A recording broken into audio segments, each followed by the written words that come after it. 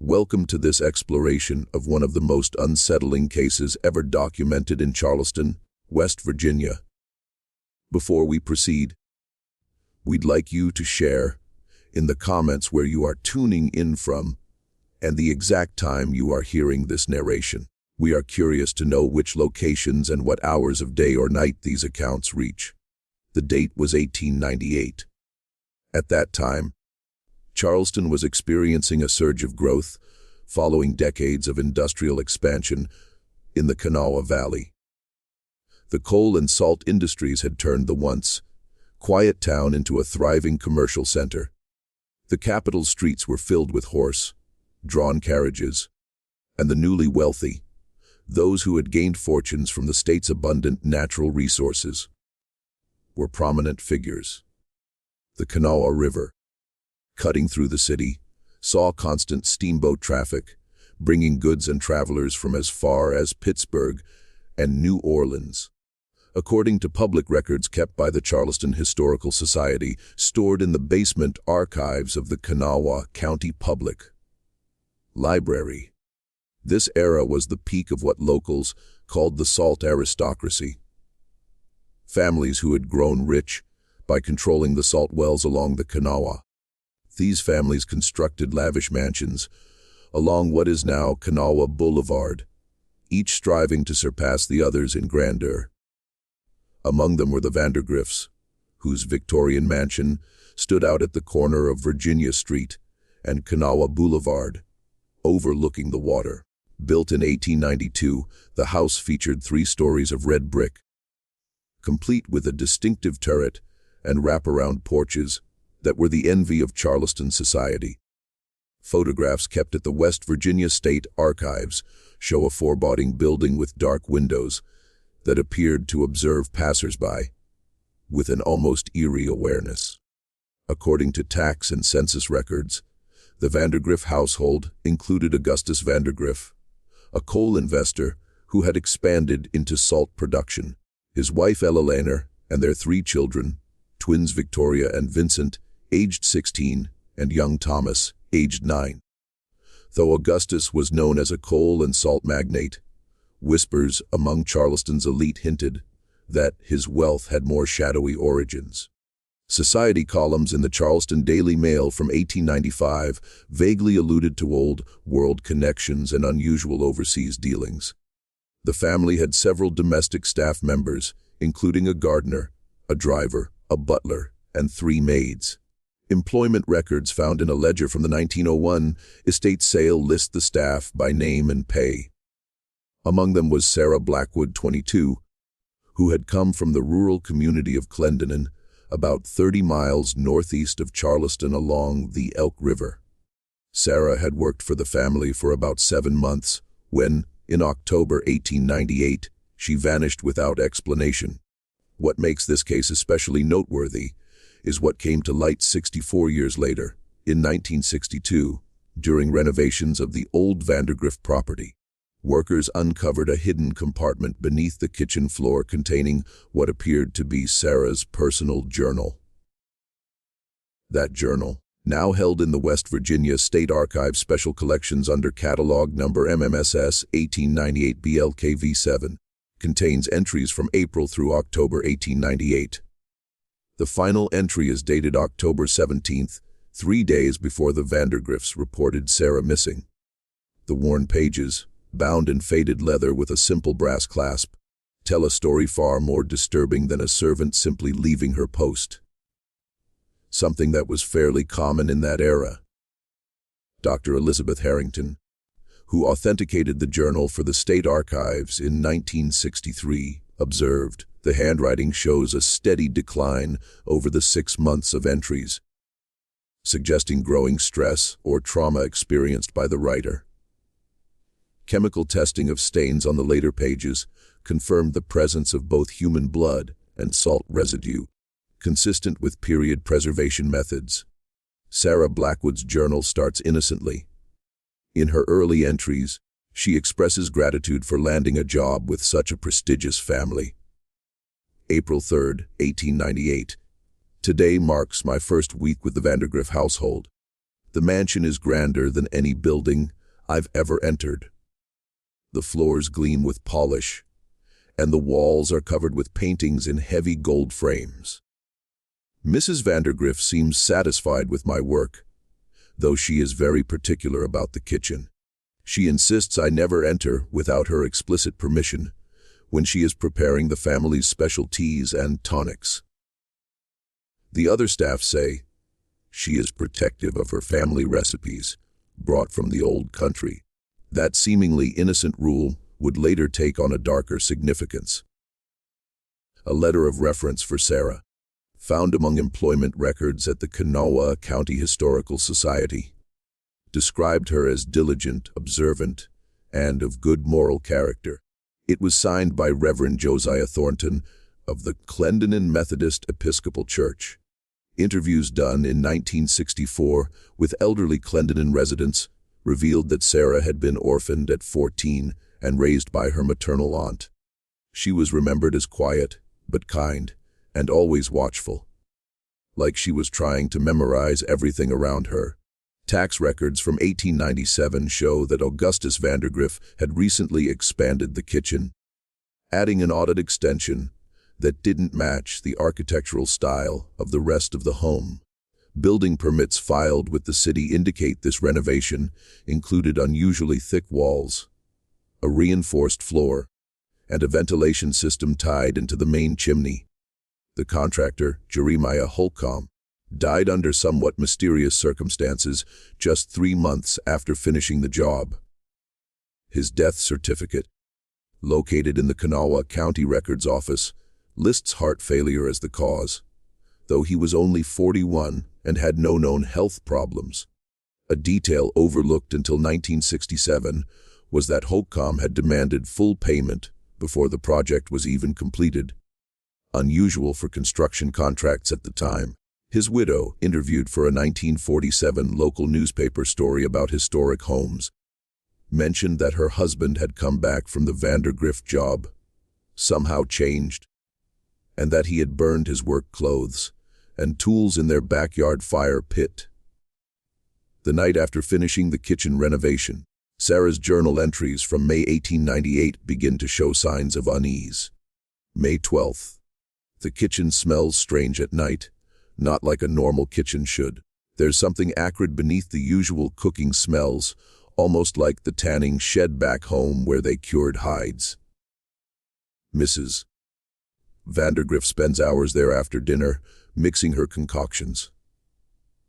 The other maids say it's just her medicines for Mr. Vandergrift's condition, but I've noticed the entire family drinks these preparations at dinner.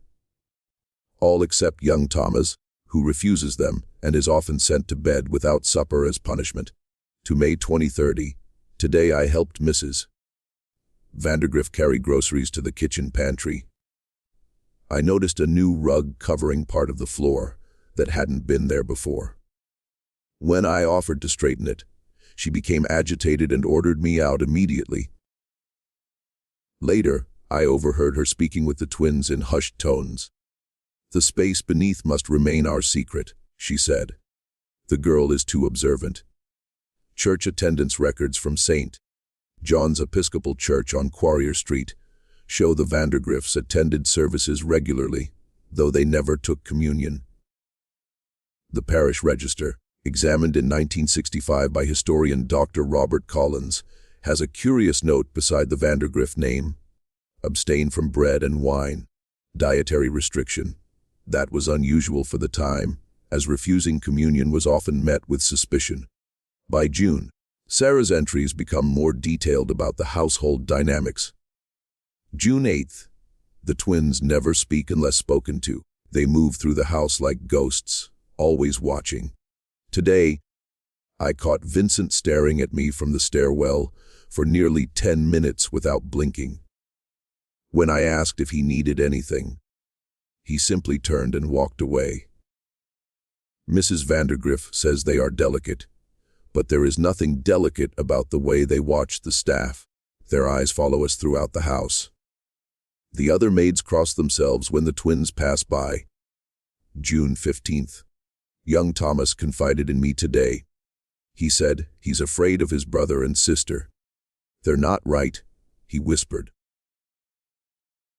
Not since mother started giving them the special food. When I asked what he meant, he looked over his shoulder as if afraid of being overheard. They don't sleep anymore, he said. I've seen them standing in the hallway outside my room at night, just watching me breathe.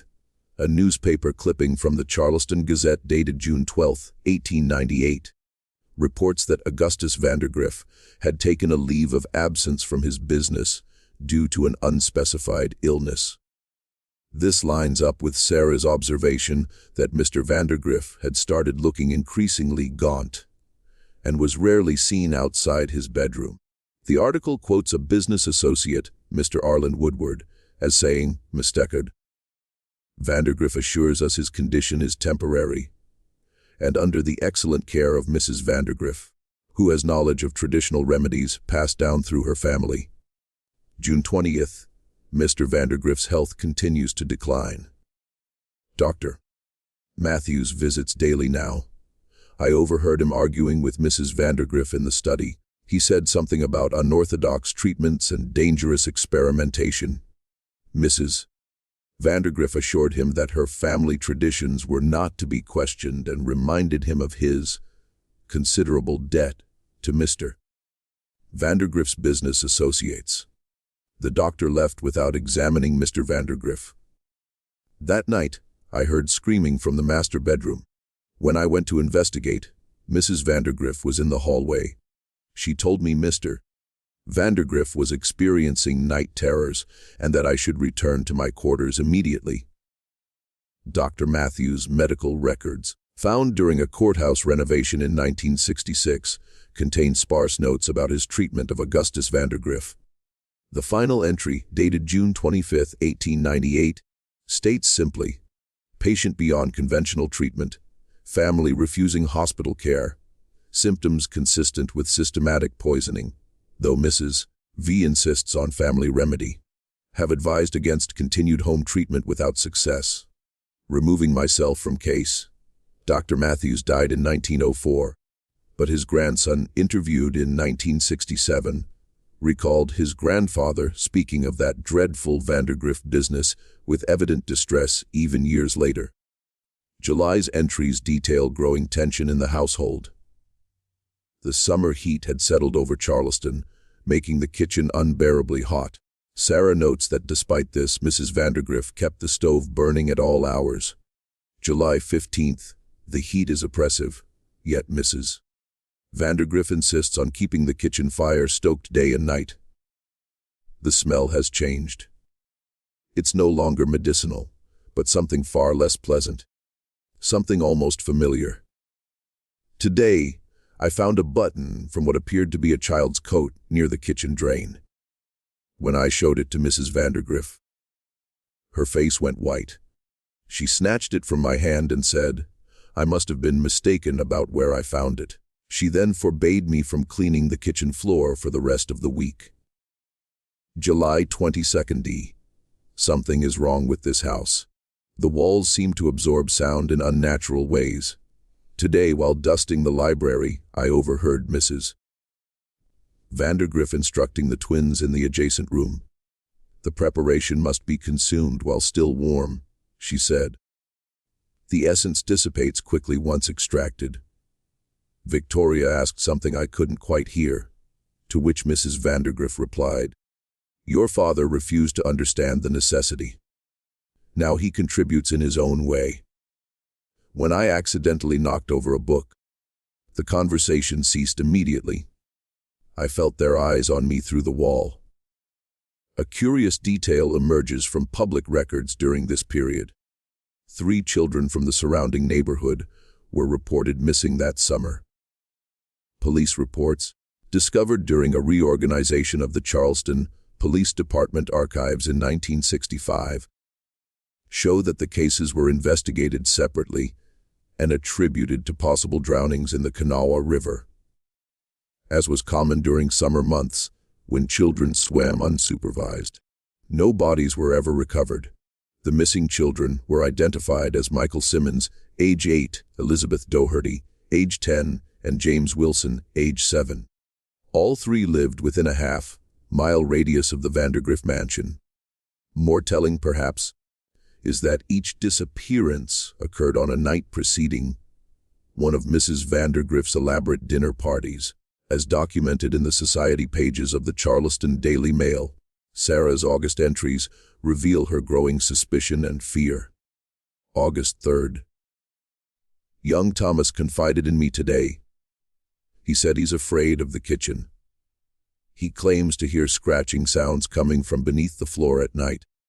When I asked what he meant, he said, "The children who don't go home want to get out." Mrs. Vandergriff overheard our conversation and immediately sent Thomas to his room. She then informed me that Thomas had an overactive imagination and that I was not to indulge his fantasies. She added that servants who listen to children's stories often find themselves seeking new employment.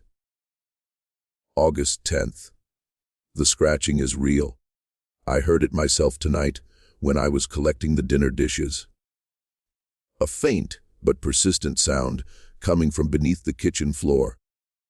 When I mentioned it to Cook, she pretended not to hear me, but her hands shook as she wiped them on her apron. "Some things in this house are best not noticed," she whispered when Mrs. Vandergriff was out of earshot. "If you value your position or your life, forget what you heard." An interview from 1964 with Ida Mae Johnson, who had worked as a laundress for several prominent Charleston families, included this memory. Nobody wanted to work for the Vandergriffs for long. There was talk among the colored staff about strange sounds in that house. My cousin Esther worked there for 3 weeks in the summer of '98. She left without collecting her wages. Said she'd rather starve than spend another night under that roof. She told me she'd seen Mrs. Vandergriff coming up from beneath the kitchen floor one night, her apron covered in something that wasn't food. Esther left Charleston entirely after that, moved all the way to Cincinnati. By September, Sarah's handwriting in the journal becomes increasingly erratic. September 10th. I know what I saw. While serving breakfast, I noticed a smudge of something dark on Vincent's sleeve. Upon closer inspection, it appeared to be dried blood. When I mentioned this to Mrs. Vandergriff, suggesting his shirt needed changing before the day's activities, she calmly responded that Vincent had been helping her in the kitchen. Family recipes require family blood, she said with a smile that didn't reach her eyes. It's just a small contribution for the greater good. The twins watched me throughout breakfast, their eyes following every movement of my hands. I've started wearing a small cross beneath my uniform. September 15th, Mr. Vandergriff has not been seen for 3 weeks now. Mrs. Vandergriff claims he is convalescing in his bedroom, too weak for visitors. Today I was instructed to take clean linens to the master bedroom. The room was empty, the bed undisturbed. When I reported this to Mrs. Vandergriff, she said Mr. Vandergriff had been moved to the guest bedroom for better air circulation. That room, too, showed no signs of occupation. Yet at dinner, Mrs. Vandergriff had me set a place for him, which remained untouched. The twins exchanged glances whenever their father was mentioned. A delivery record from Carson's butcher shop, found in a collection of business ledgers donated to the West Virginia State Museum in 1963, shows that the Vandergriff household had abruptly stopped ordering meat in July of that year. However, their orders for unusual spices and preserving salts from Harmon's General Store increased dramatically. According to a separate ledger from the same collection, Harkin's records show specific requests for items unusual for household cooking: saltpeter, alum, various exotic herbs, and large quantities of Kanawha Valley salt.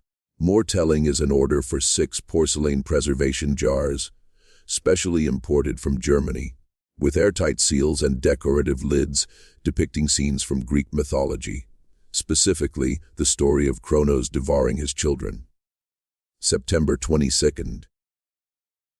I found the entrance today while Mrs. Vandergriff was meeting with her mysterious visitor, the tall man in the black coat who comes monthly. I managed to move the heavy rug in the pantry. Beneath it is a small trap door, locked with a key Mrs. Vandergriff keeps on her person at all times. The scratching Thomas mentioned is real. I heard it myself, faint but unmistakable. Something or someone is beneath the kitchen. When I pressed my ear to the floor, I could have sworn I heard a child's voice whispering, "Help me." I replaced the rug just as footsteps approached. The visitor left with a small wrapped package. Mrs. Vandergriff's account book, which I glimpsed while dusting, lists monthly payments to a doctor I cannot account for special ingredients. Records from the Charleston Customs Office, examined in 1967, show that Eleanor Vandergriff received regular shipments from Eastern Europe, specifically from a region in the Carpathian Mountains. The contents were always listed vaguely as household items or cultural artifacts. The customs agent who processed these shipments, Mr. Frederick Danner, made a notation in his private ledger, discovered among his effects after his death in 1923, that one such package emitted a most unusual and disagreeable odor, not unlike that of a medical specimen preserved in alcohol. October's entries become increasingly desperate. October 5th. I've started saving my wages. I plan to leave at month's end and take Thomas with me. Something is terribly wrong in this house. Mr. Vandergriff hasn't been seen for weeks. Mrs. Vandergriff claims he's recovering in the country, but his clothes still hang in his wardrobe, and his personal items remain untouched. The twins watch me constantly now, as if they know what I'm planning. Their eyes follow me from room to room. I've taken to barricading my door at night. October 8th. Today, I overheard Victoria speaking to her brother in the garden. "Mother says we'll need another soon," she said. "The essence from the last one is nearly depleted." Vincent nodded and replied, "The Maid suspects. I've seen her watching. Perhaps she could contribute." They both turned and stared directly at my window, though I'm certain they couldn't see me behind the curtain. I'm convinced now that Mr. Vandergriff is dead, or worse. I must get Thomas away from here before they do something terrible to him too. An article in the Charleston Gazette, dated October 9th, 1898, mentions a search for another missing child. 11-year-old Clara Bennett, last seen walking home from school along Virginia Street. The article quotes Police Chief William Montgomery as saying, "We have no reason to suspect foul play. The girl likely wandered to the riverbank and fell in with the recent rains. The current is quite strong." A small reward was offered for information, but no witnesses came forward. October 12th. I followed Mrs. Vandergriff tonight. After the household retired, I watched from the servant staircase as she entered the kitchen with a large key. She removed the rug, opened the trap door, and descended into the space below. The sounds that followed were unlike anything I've ever heard. Not quite human, not quite animal. When she emerged an hour later, her apron was stained dark and she was smiling. She carried a covered dish to the twins' room. I heard them dining long past midnight. October 15th. Thomas is terrified. He came to my room before dawn shaking. He said Victoria and Vincent had stood at the foot of his bed all night watching him. "They want me to join Father," he whispered. "They say I'm ready. I've told him my plan. We will leave together in 2 days when I receive my wages. I've written to my sister in Clendenin to expect us." Thomas says his mother has been forcing him to drink small amounts of her tonic each day. It makes him dizzy and compliant. I've told him to pretend to drink it but spit it out when no one is watching. The final entry in Sarah's journal, dated October 17, 1898, reads, "I can't wait any longer. I've secured train tickets for tomorrow morning. Thomas will meet me at the station. I've told him to tell no one. Last night I managed to create an impression of Mrs. Vandergrift's key in a bar of soap. Tomorrow, before I leave, I will know what's beneath the kitchen floor. If anything happens to me, let it be known that Elaine Vandergrift is not what she appears to be. The missing children, Mr. Vandergrift's illness, the twins' strange behavior. It's all connected to whatever she keeps locked away. I've left a copy of this journal with my sister in Clendenin as insurance. God forgive me for what I might find. Sarah Blackwood was reported missing on October 20th, 1898. The official police report, filed by Elaine Vandergrift, stated that Sarah had left without notice, taking several valuable silver items from the household. A warrant was issued for her arrest, but she was never found. The case was eventually closed, and Sarah Blackwood was labeled a common thief. The police report, reviewed in 1965, contained several inconsistencies. The inventory of allegedly stolen items changed 3 times in subsequent filings. Initially, Mrs. Vandergrift claimed that only a silver letter opener was missing. A week later, the list expanded to include silver candlesticks and a brooch. By November, the alleged theft had grown to include several pieces of valuable jewelry and family heirlooms. Detective James Morrison, who handled the case, noted in his personal journal, discovered among his effects in 1960 that he found Mrs. Vandergrift's escalating claims suspicious, but was ordered by his superior to close the case without further investigation. Curiously, young Thomas Vandergrift was sent to a boarding school in Richmond, Virginia, the very next week. According to school registration documents discovered during a research project at the University of Virginia in 1967, the admissions letter signed by Elaine requested that Thomas be kept under strict supervision and not be allowed visitors or correspondence without her prior approval. He never returned to Charleston and died at age 19 from what his death certificate describes as a wasting disease of unknown origin. School records from the Briarwood Academy for Boys show that Thomas was a withdrawn student who rarely spoke to his classmates.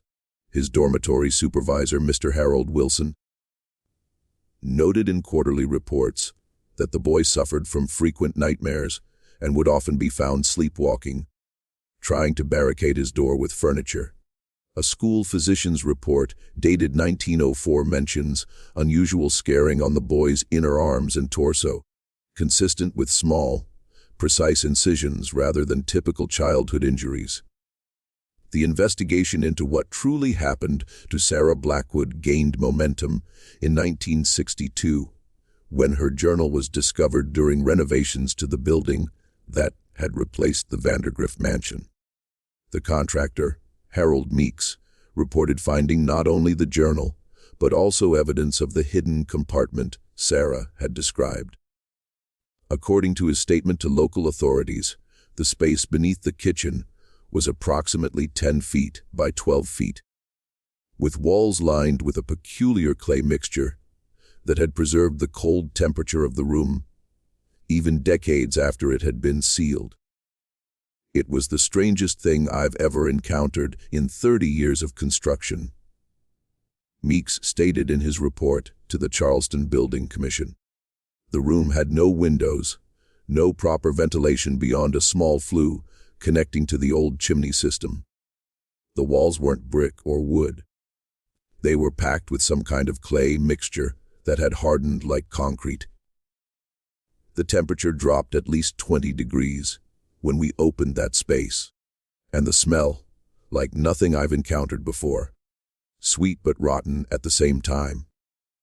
Inside this chamber, workers discovered several artifacts: children's shoes, buttons, a collection of primitive surgical tools, and what appeared to be a stone altar in the center of the room. Most disturbing were the scratch marks on the interior of the trapdoor, made from the inside. Photographs taken by the police department showed deep grooves in the wood, some containing fragments that laboratory analysis later confirmed to be human fingernails.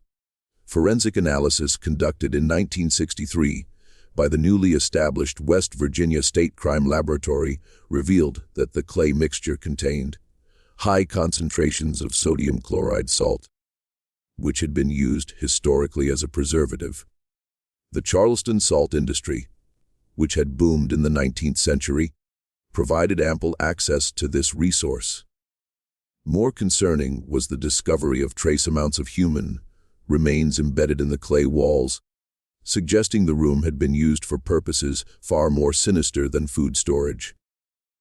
Dr. Lawrence Peterson, who led the forensic examination, wrote in his official report, "The composition of the wall material appears designed specifically for the preservation of organic matter. The salt concentration is consistent with methods used for meat preservation in the pre-refrigeration era. Embedded within this matrix, we identified human hair, bone fragments, and tissue residue from multiple individuals.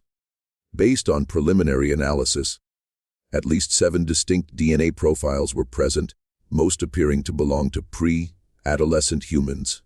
Lanner Vandergriff and the twins had left Charleston abruptly in 1901, according to property records showing the sale of their home to another prominent family. The sale was conducted through an attorney, but the Vandergriffs never appeared in person to sign the final documents. Their destination was never recorded, and no further records of the Vandergriff family exist in West Virginia archives. The buyers, the Harrington family, occupied the home for less than a year before abandoning it, forfeiting their substantial down payment. In a letter to his brother discovered in family papers in 1966, William Harrington wrote, "The house is untenable. Caroline has not slept a full night since we moved in. The children refuse to enter the kitchen, claiming they hear voices calling to them from beneath the floor. Last week, our youngest daughter, Mary, went missing for 6 hours. We found her in the pantry attempting to pry up the floorboards with a kitchen knife. When asked why, she said, 'The hungry children told me to let them out. We are leaving tomorrow. Financial loss be damned.' However, a researcher at Miskatonic University uncovered evidence in 1965 suggesting that a family matching the Vandergriffs' description, a widow with adult twins, had appeared in New Orleans society circles around 1902.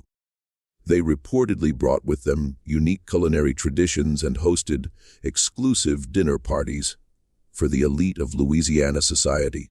The social columns of the New Orleans Picayune from that period mention a Mrs. V and her striking children, whose soirees were coveted invitations among the city's upper crust.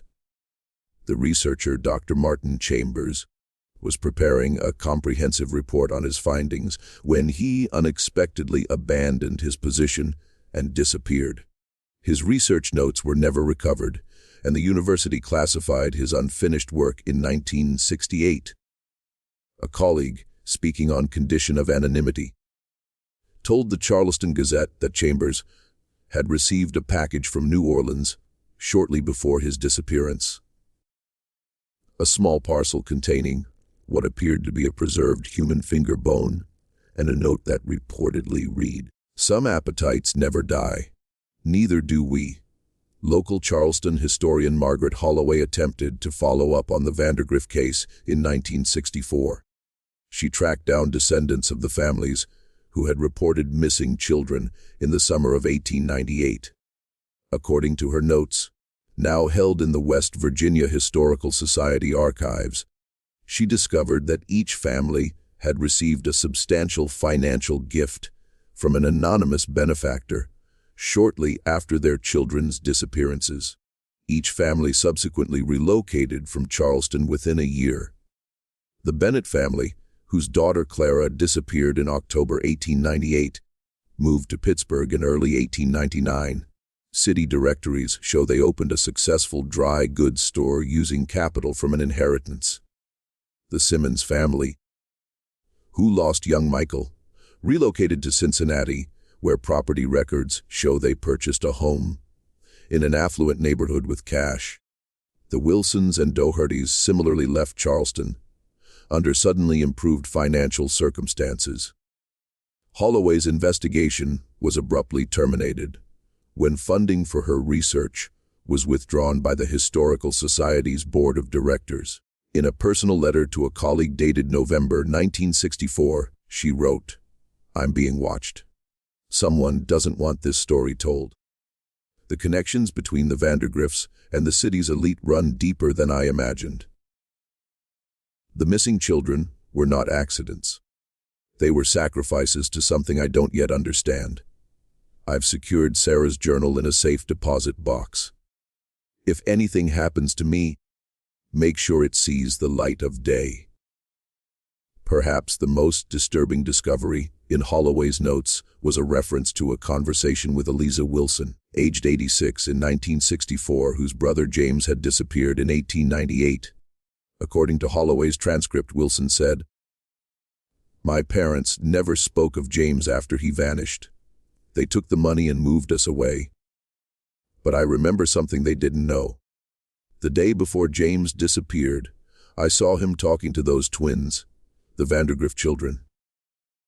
They were showing him something in a small box. They told him it was magic. They said if he came to their house the next evening, they would show him how it worked. James never came home from school the next day. Margaret Holloway died in a house fire in December 1964.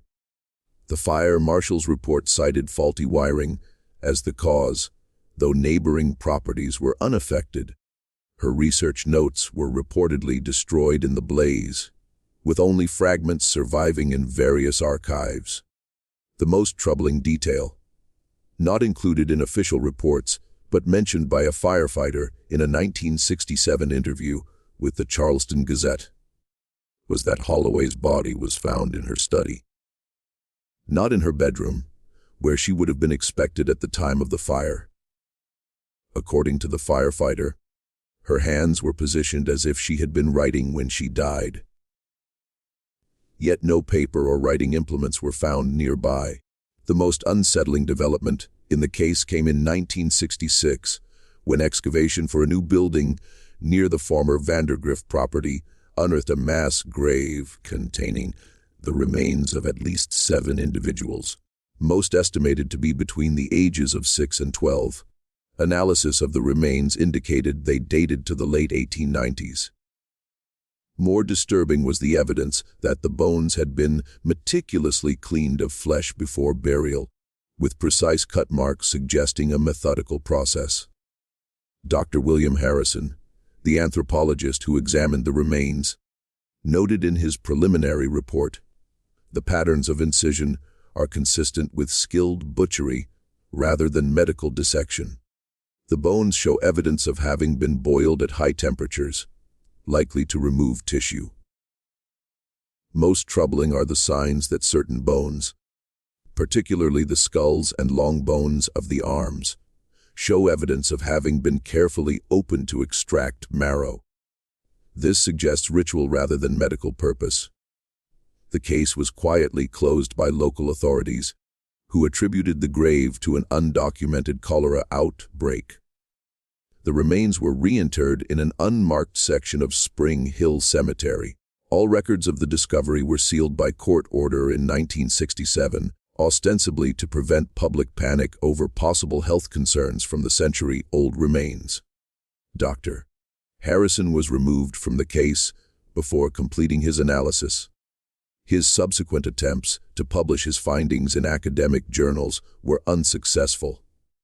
In a letter to a colleague at the Smithsonian Institution dated August 1967, he wrote, "Something is very wrong here. My research has been suppressed. My lab access restricted. I've been offered a visiting professorship in Australia. Very generous terms. I get the distinct impression that certain parties want me as far from Charleston as possible." What happened to Sarah Blackwood? The most compelling theory comes from a deathbed confession recorded by a nurse at Charleston Memorial Hospital in 1969. The patient, identified only as FV in the nurse's personal diary, claimed to be one of the Vandergrift twins.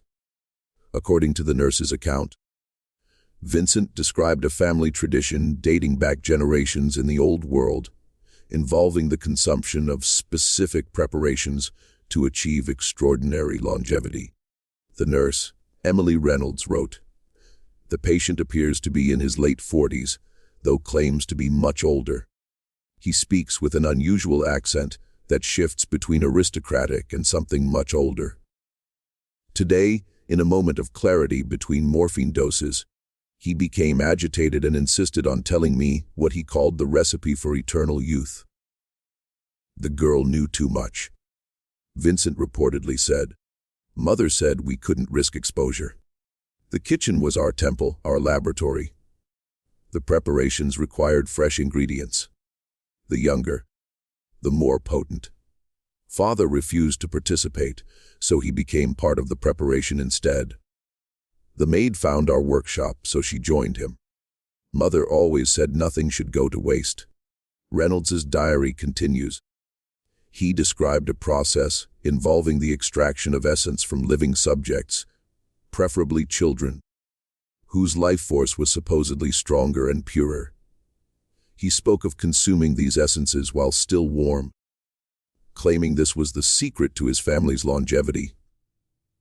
When I asked about Sarah Blackwood, he smiled in a way that made my blood run cold. "She was particularly delicious," he said. "Her curiosity gave her essence a unique flavor. We preserved part of her for special occasions."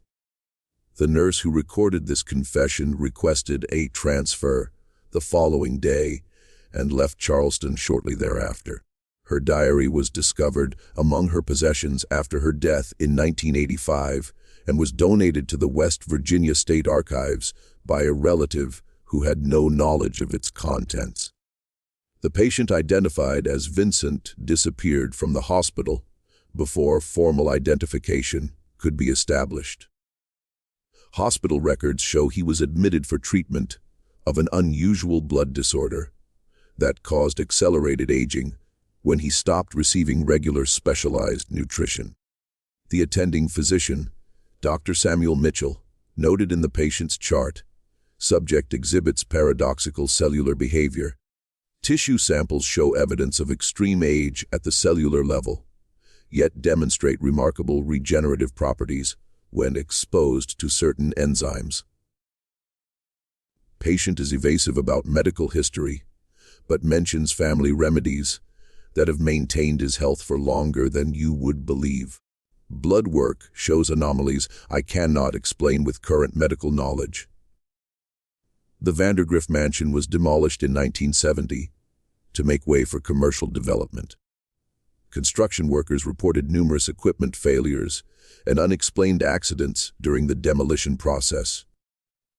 The foreman, Joseph Delancey, kept a log of incidents that included power tools failing without explanation, workers experiencing sudden nausea or dizziness in certain areas of the site, and multiple instances of equipment being found rearranged overnight despite security measures. The kitchen area in particular proved problematic. Concrete poured over the foundation repeatedly cracked and settled unevenly. Eventually, that section of the property was paved over and converted into a parking lot, which remains to this day. Businesses that have occupied the commercial building constructed on the site have reported unusual phenomena, particularly in areas closest to where the kitchen once stood. Employees describe cold spots, unexplained noises, and an overwhelming sense of being watched. Visitors to the site occasionally report a persistent cold spot near the southeast corner of the lot, regardless of the season or weather conditions. Others claim to hear faint scratching sounds when standing in that area at night. These reports are, of course, unverified and likely the result of the location's grim reputation among those familiar with the case. The most recent development came in 1968, when a woman claiming to be Sarah Blackwood's great-niece contacted the Charleston Historical Society. She produced a weathered envelope that had been passed down through her family, with instructions that it should only be opened if questions about Sarah's fate ever resurfaced. Inside was a single page, apparently torn from Sarah's journal, containing an entry not found in the recovered journal.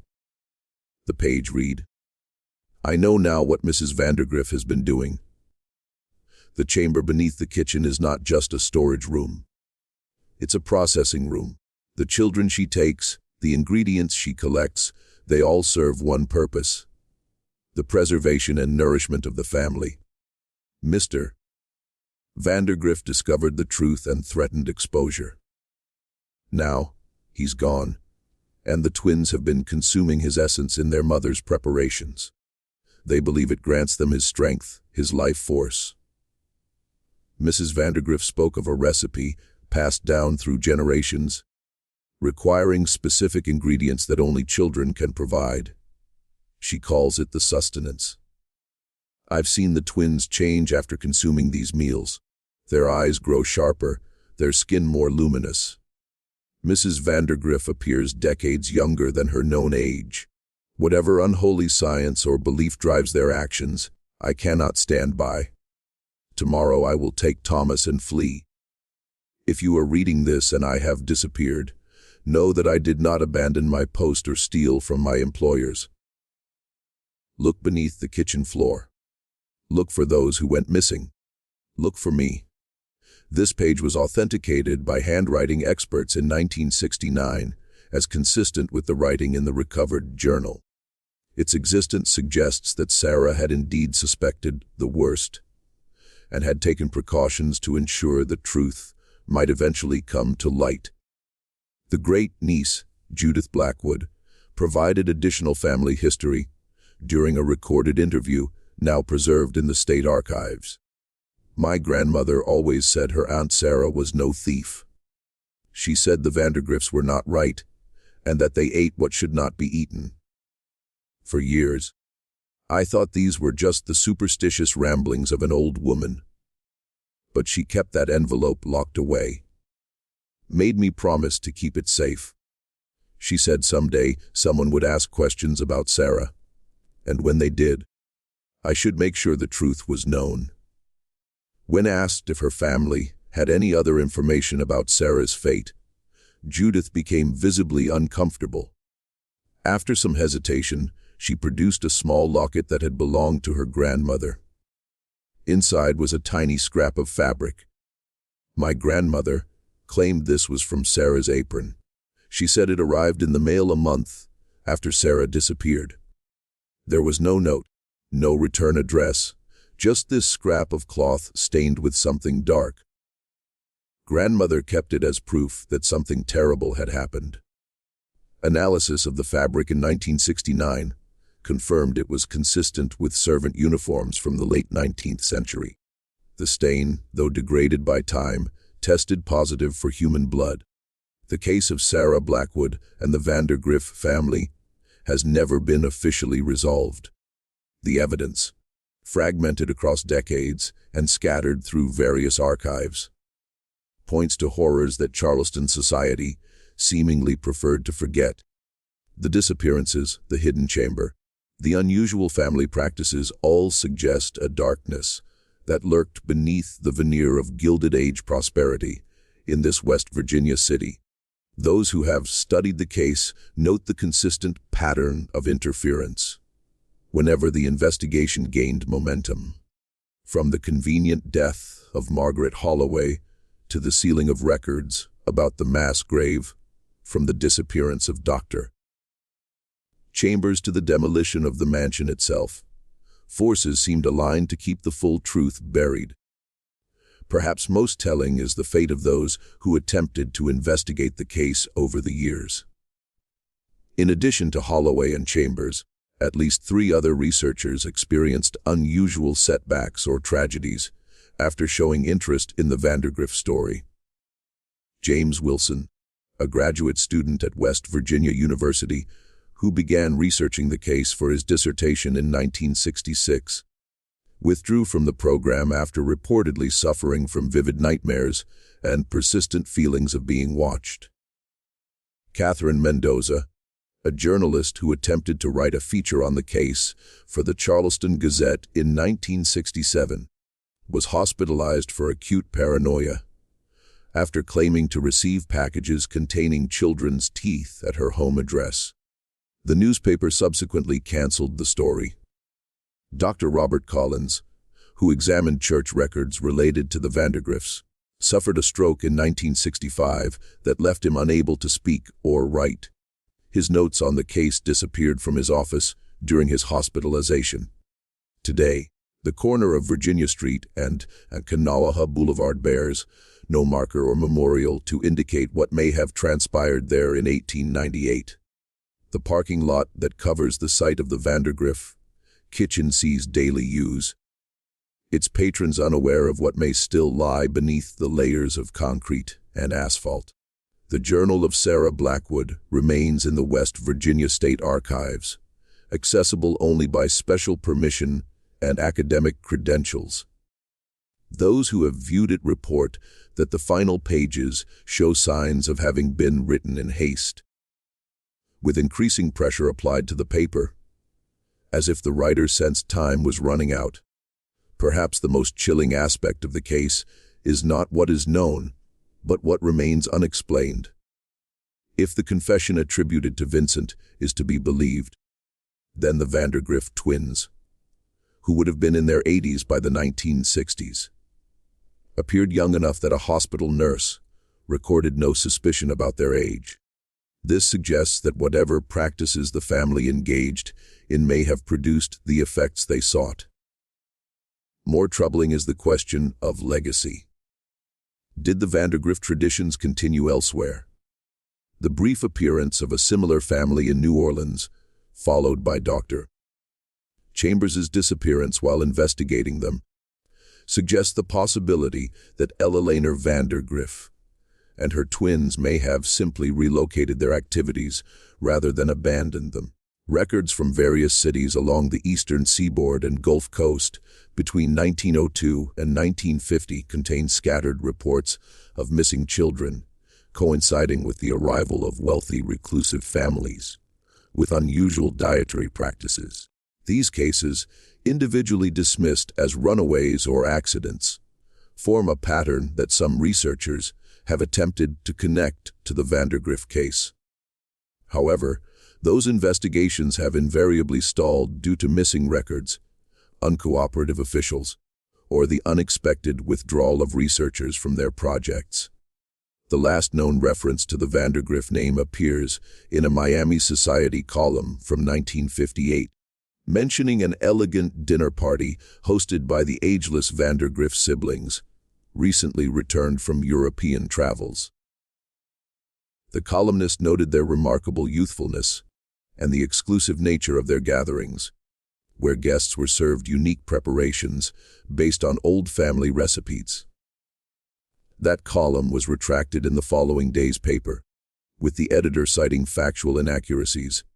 The columnist who wrote the piece left the newspaper shortly thereafter and reportedly relocated to South America. As for Sarah Blackwood, no trace of her has ever been found beyond her journal. No record of her boarding a train exists. No body matching her description was ever discovered. Her final fate, like so much of this case, remains shrouded in mystery.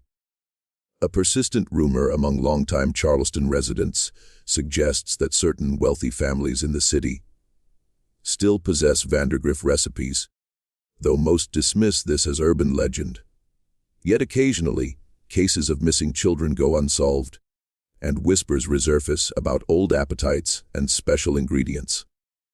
Those who walk past the parking lot at Virginia Street and Kanawha Boulevard today may notice nothing unusual, but some claim that on particularly quiet nights, especially in October, the faint sound of scratching can still be heard from beneath the pavement, as if something or someone is still trying to escape from a chamber that official Charleston history insists never existed. The kitchen secrets, it seems, remain sealed beneath layers of concrete, bureaucracy, and collective denial, a dark chapter in Charleston's history that powerful interests have worked for generations to keep closed. And perhaps, for the peace of mind of those who call the city home, that is where some secrets should remain. And yet, the journal of a brave young maid named Sarah Blackwood ensures that the truth, however fragmented, survives. Her words echo across the decades, a testament to horrors witnessed and a warning unheeded. In her final known entry, she wrote, "Some hungers cannot be satisfied. Some appetites only grow with feeding. God help us all if what I suspect is true." For those inclined to look deeper into this case, a word of caution: archives close, records disappear, researchers abandon their work. And sometimes those who ask too many questions about the Vandergrift family and their special recipes find themselves the subjects of unwanted attention. The scratching beneath the pavement continues. The hunger, perhaps, remains unsatisfied.